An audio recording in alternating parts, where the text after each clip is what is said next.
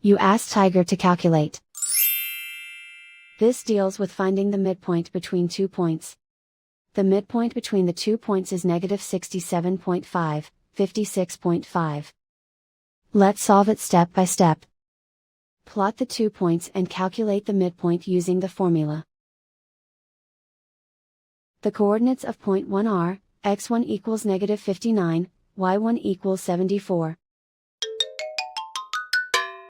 The coordinates of point 2 are, x2 equals negative 76, y2 equals 39. PM represents the midpoint of the 2 points.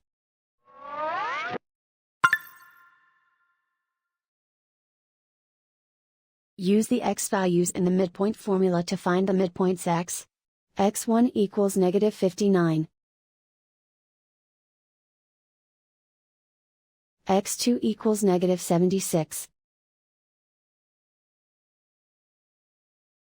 Simplify the arithmetic.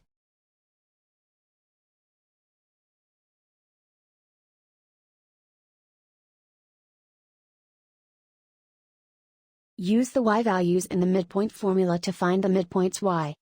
y1 equals 74. y2 equals 39. Simplify the arithmetic.